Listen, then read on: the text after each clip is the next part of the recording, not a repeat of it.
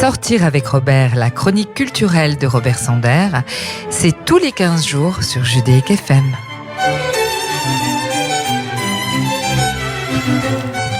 Robert, bonjour. Bonjour Lise. Alors aujourd'hui, on a un programme très copieux.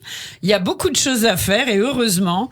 Et on revient tout de suite sur le décès d'un monument, on peut le dire, qui est Ennio Morricone. Oui, effectivement, vous avez raison de le souligner, car combien de compositeurs de bandes originales de films sont aussi connus qu'Ennio Morricone? Alors, une semaine après, dans le journalisme réactif comme la radio, c'est un peu tard de revenir dessus, surtout que beaucoup d'auditeurs ont bien entendu parler de ce décès, mais j'ai trouvé trois créations orchestrées par le Symphonique national danois, et parmi leurs trois créations emblématiques de l'œuvre d'Ennio Morricone, j'en ai retenu une. Alors un petit mot sur ces compositions de cet Italien décédé à 91 ans, qui a laissé des centaines de bandes originales de films.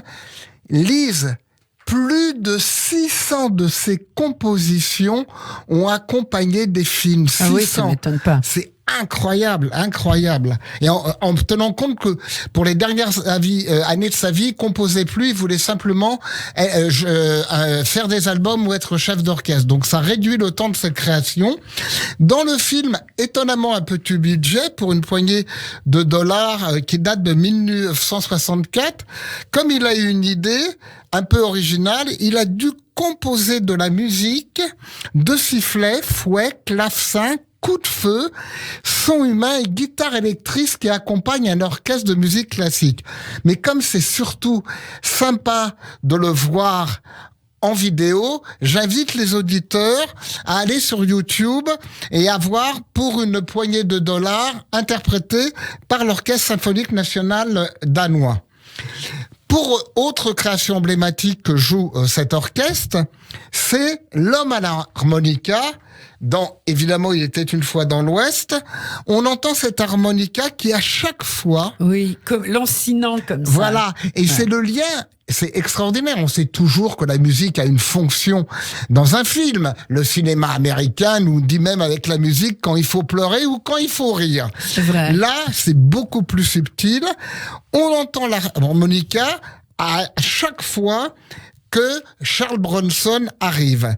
En fait, l'harmonica est destinée à rappeler au spectateur l'événement qui pousse le héros à se venger. Vous voyez un petit peu la réflexion entre le cinéaste que fut Sergio Leone et Morricone, jusqu'à où elle est poussée dans la symbiose musique et J'aurais film. jamais imaginé, j'ai bien fait de venir. Le drame du film est donc soutenu par l'harmonica et ça va jusqu'à Charles Bronson, le protagoniste, qui est identifié aux voix de l'harmonica. Et en raison de cette singularité, de ce côté très bon en musique, mais complètement singulier, l'album s'est vendu à plus de 10 millions d'exemplaires. Ah oui, d'accord. J'ai pour autant choisi la troisième création emblématique de l'Orchestre symphonique national danois, qui musicalement, je trouvais ça assez intéressant. Nous allons entendre un extrait de Le Bon, la Brute et le Trian.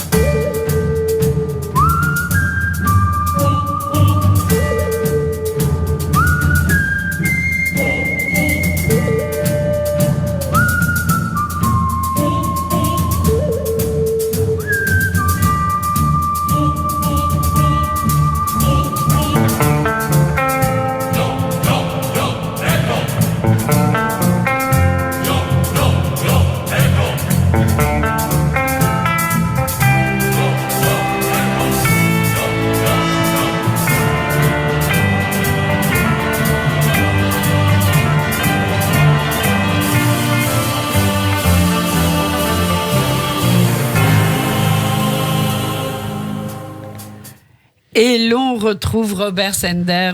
Robert, on parlait juste avant du décès d'Ennio. Moi, je disais Ennio Morricone, mais depuis le début de l'émission, je vais dire Ennio Morricone, puisque je ne parlais pas italien. Et on vient d'entendre un extrait du Bon, la Brute et le Truand. Et tout de suite, des sorties ciné, parce que ça y est, on y retourne et les cinés sont réouverts et on en est très heureux. Alors, on commence par 2 films israéliens réalisés par Yohan Chani, qui est, en fait, pour ceux qui sont un peu cinéphiles, le co-réalisateur d'Adjami, un formidable film qui a reçu la Caméra d'Or au Festival de Cannes. On retrouve, et c'est une originalité pensée par le distributeur, 2 films, l'un qui est sorti la semaine dernière, l'autre qui sort mercredi, parce que Yohan Chani nous propose une réflexion sur la mécanique des couples. Alors Shane, qui suit l'histoire d'un flic qui est ébranlé par dans sa vie professionnelle, il est accusé à tort d'un homicide qu'il n'a en fait pas commis, et donc il est mis à pied, et dans le même temps, sa femme commence à prendre ses distances avec lui et sa fille est en pleine crise d'ado.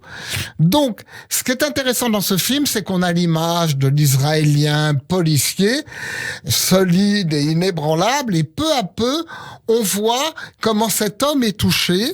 Et mercredi prochain, Bilov raconte une autre histoire qui est celle d'Avigail, une infirmière qui travaille intensément dans un hôpital de Tel Aviv et qui ne s'en sent plus maîtresse des choix de sa vie et qui peu à peu s'éloigne de son mari.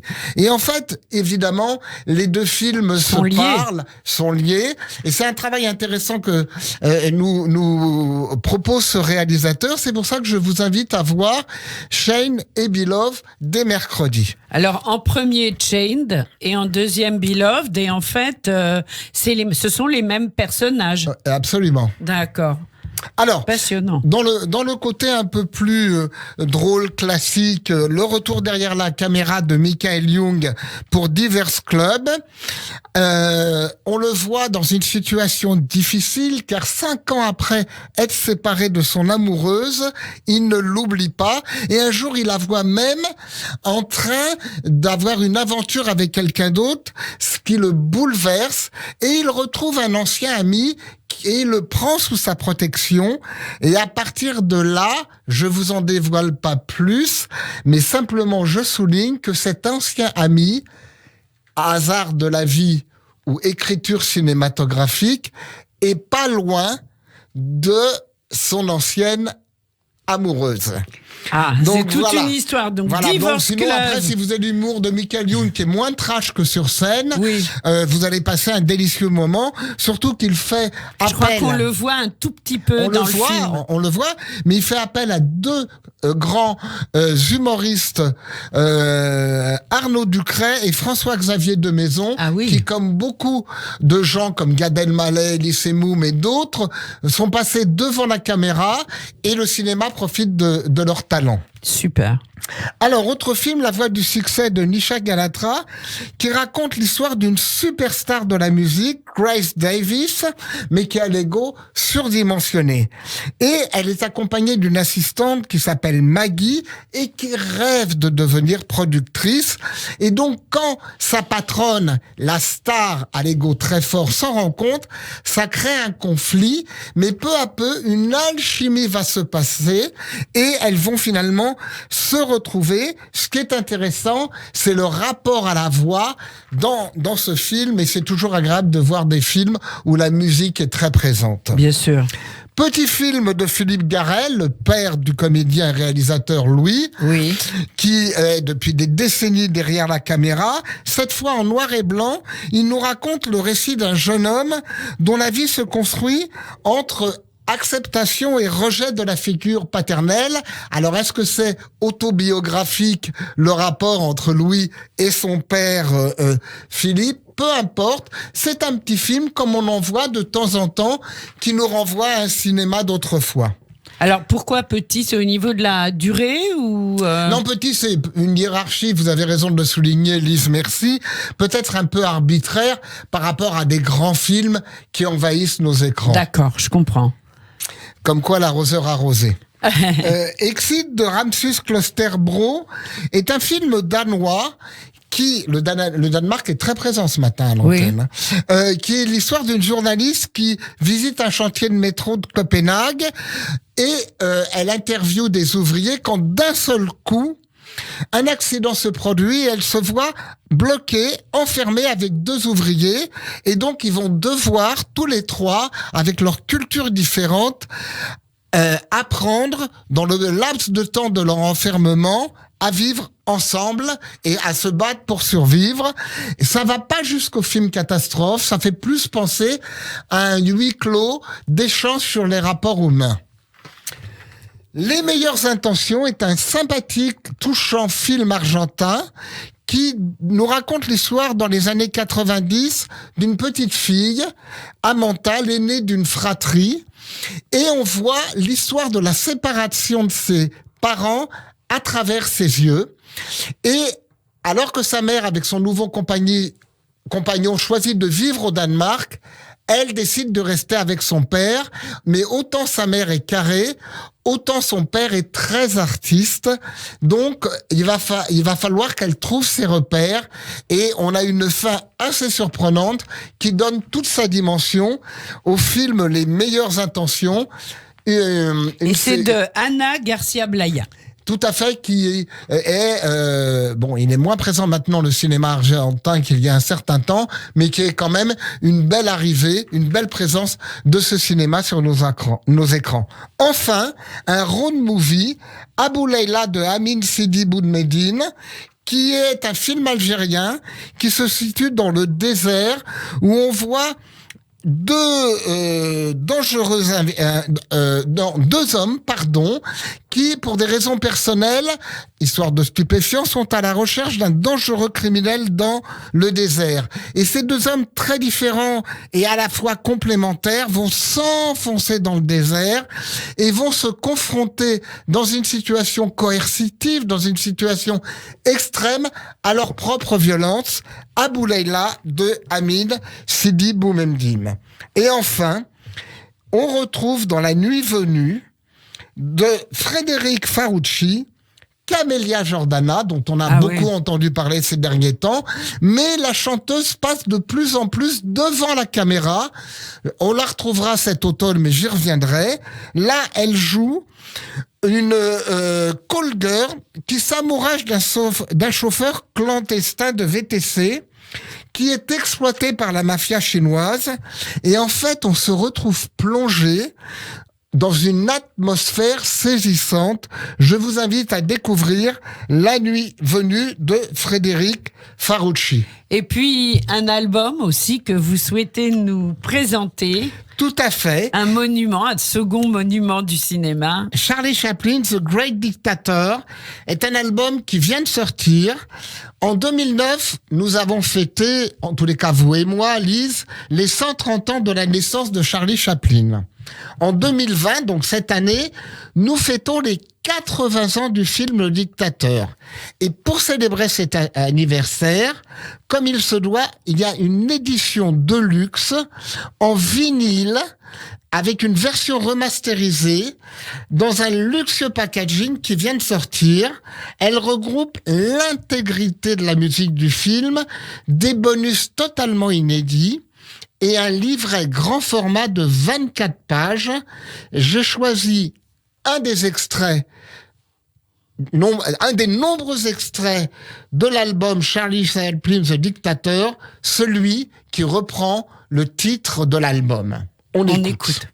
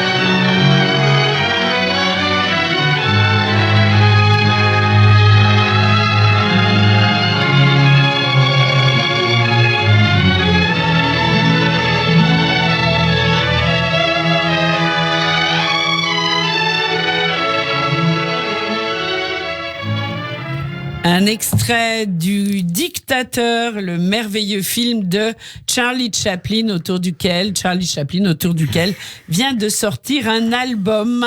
Vous écoutez Judaïque FM, Robert Sender nous présente Sortir avec Robert. On a parlé d'Ennio Morricone, on a parlé de toutes les nouveautés du cinéma en ce moment, et en fait, il y en a beaucoup. Merci de nous les indiquer. Maintenant, on parle musique et un festival Jazz à 7 à l'air libre. Oui, alors évidemment, je commence par une précaution sanitaire. Plus que jamais, faites attention. Mais attention, mettez un masque quand vous êtes dans une foule. Donc, le festival aura bien lieu à l'air libre du 16 au 21 juillet à 7. C'est évidemment, comme tous les festivals, une édition singulière baptisée à l'air libre, qui est adaptée aux circonstances et qui résonne suite à la programmation, plus que jamais comme une ode à la vie. Plus de 100 artistes ont répondu présents à l'appel de la scène et de Jazz à 7 pour participer à cette édition, imaginée en un temps record, puisqu'on ne savait pas autorisation ou pas. Et ce qu'on espère, c'est que ça va pouvoir avoir lieu, quoi. Bien évidemment, on aura du 16 au 21 juillet un programme de festivités composé en solidarité, mais qu'avec des artistes français issus de la scène locale et nationale, puisque cette année, les étrangers n'ont pas pu arriver. Alors maintenant, dans un périmètre géographique très limité, d'Enfer Rochereau au cœur de Paris, vous avez 3 lieux assez récents d'exposition. Commençons d'abord par celui qui a ouvert l'année dernière, qui avant était à Montparnasse, donc il s'est déplacé pas très loin, le musée de la Libération de Paris 1940, de Paris, avec une exposition temporaire étonnante, 1940, les Parisiens dans l'exode, elle se tient jusqu'au 30 août. Alors, ce musée inauguré le 25 août 2019, à l'occasion du 75e anniversaire de la libération de Paris, nous propose cette première exposition qui s'appelle De l'Exode et qui rappelle cette tragédie vécue par les Parisiens en juin 1940. En juin 1940, il y a donc 80 ans, Belges, Luxembourgeois et Français partent sur les routes, fuyant l'avancée des troupes allemandes. 2 millions d'hommes, de femmes et d'enfants quittent Paris en quelques jours. On peut mieux comprendre la référence permanente que le professeur Raoult dit « J'ai peut-être été excessif par ma peur, mais je ne cesse de penser à l'exode de juin 40. » Parenthèse très vite, l'exode, on le voit très bien représenté dans le film sur De Gaulle qui est sorti juste avant le confinement et qui continue à être sur nos écrans, et je trouve que historiquement c'est magnifiquement interprété et représenté. Oui, merci de cette précision. Effectivement, le déplacement pour voir ce film vaut la peine. Oui. Alors, c'est un mouvement de masse parce que ces 2 millions de Parisiens rejoignent 6 millions de personnes déjà prises dans la tourmente. Ce qui est intéressant, c'est qu'au début de l'exposition, sur le cartel d'introduction, il est marqué... On parle de la résistance énormément quand on pense à la Seconde Guerre mondiale en France et pas du reste. Et c'est intéressant parce que moi, quand j'étais au lycée, j'avais l'impression que la Seconde Guerre mondiale, elle avait commencé en 1942, tellement on occultait la part collaborationniste de l'histoire de France. Et donc, le musée de la Libération, magnifique musée, rappelle que l'exode aussi a été occulté dans l'histoire revisitée de la France de la Seconde Guerre mondiale. D'où l'intérêt d'aller voir l'expo et le film L'homme qui marche à l'Institut Giacometti. Alors, c'est une exposition qui rend hommage dans cette fondation qui est dédiée aux sculpteurs, avec l'icône de l'art du XXe siècle que représente l'homme qui marche. Mais ce qui est intéressant dans ce tout petit musée, pour la première fois, différents modèles, grandeur nature, ainsi que la plupart des variations sculptées et dessinées de l'artiste sont réunies. Donc c'est une visite qui n'est pas très longue, qui est juste à côté du musée de la Libération, donc vous pouvez vous faire une journée très culturelle, oui. Et qui est très intéressante parce qu'on retrouve ces œuvres qui, je vous le rappelle, sont à mi-chemin entre la figuration et l'abstraction, mais qui témoignent de la quête inlassable de l'artiste pour représenter l'essentiel de l'être humain. Et vous verrez, l'homme qui marche, le mouvement de déplacement, confirme le talent exceptionnel qu'avait Giacometti. Alors là, vraiment, à 2 pas de la Fondation de Giacometti, la Fondation Cartier. Ah non, mais là, c'est carrément la journée entière culturelle. Non, mais croyez-moi... tout dans le même coin. Moi, je l'ai fait, c'est tout à fait jouable. Oui, et de passer un peu comme au cinéma, quand on passe d'un film à l'autre, de passer d'un environnement culturel à un autre, avec ces 3 espaces, c'est formidable comme enrichissement. La Fondation Cartier nous présente une exposition dédiée à Claudia Andujar, sur la lutte des Yanomami. Et donc, c'est la plus vaste exposition consacrée par cette photographe brésilienne. Elle a vécu pratiquement 50 ans, donc vous avez 300 photos, dont évidemment un grand nombre de inédits, mais des installations audiovisuelles qui mettent en valeur certaines photos, des vidéos, des dessins réalisés par les artistes Yanomami. C'est vraiment formidable, et des documents historiques. Ce qui est un tout petit peu plus tristounet, c'est que dans le dernier cartel, dans cette exposition qui se tient jusqu'au 13 septembre, on découvre que les Brésiliens, comme les Américains avec les Indiens, exploitent le territoire, envahissent la terre des Yanomami pour en arracher minerais, bois ou animaux sauvages. Et au Brésil, en ce moment, on peut être qu'en empathie avec le développement dramatique du corona, avec ce que vit cette population, qui est la plus importante de l'Amazonie brésilienne. Donc cette exposition, comme les 2 autres dont je vous ai parlé, sont à la fois belles et passionnantes historiquement. Génial. Alors, un petit mot sur une exposition également dans un nouveau lieu qui s'appelle Lafayette Anticipation, qui est situé dans le quartier de l'Hôtel de Ville, où une artiste qui s'appelle Rachel Rose, de 34 ans, elle a déjà été exposée dans des institutions reconnues telles le Whitney Museum à New York, les Serpentis Galleries à Londres ou encore la Fondation Luma à Arles.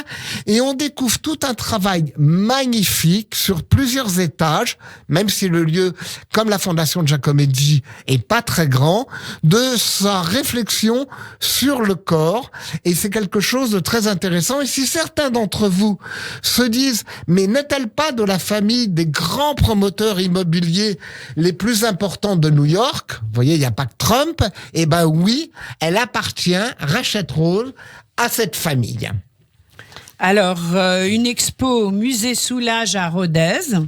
Alors, un petit mot sur cette exposition, qui est un lieu dédié à Soulages. À Soulages. Il vient de faire une donation.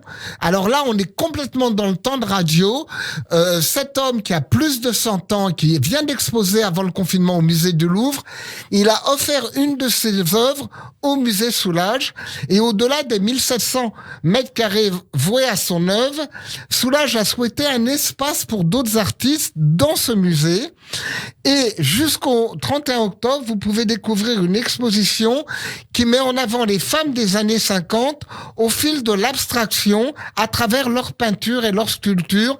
Ça va de Sonia Delaunay et l'abstraction géométrique à Joan Mitchell via l'expressionnisme abstrait américain, 42 artistes, 83 œuvres illustrent donc ce Paris des années 50 avec l'abstraction au féminin. Alors, on va s'arrêter là, Robert. Il y a encore beaucoup de choses qu'on aurait pu dire, que vous nous direz dans une prochaine émission.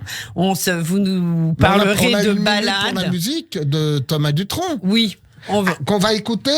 Alors, cet album qui vient de sortir, qui reprend 14 des chansons françaises les plus populaires dans le monde, qui s'appelle Frenchy. Il a su, Thomas Dutronc, modifier l'orchestration, s'entourer des meilleurs musiciens du moment et de grands talents. On écoute C'est si bon, un extrait avec Iggy Pop et Diana Krall. Merci beaucoup, Robert.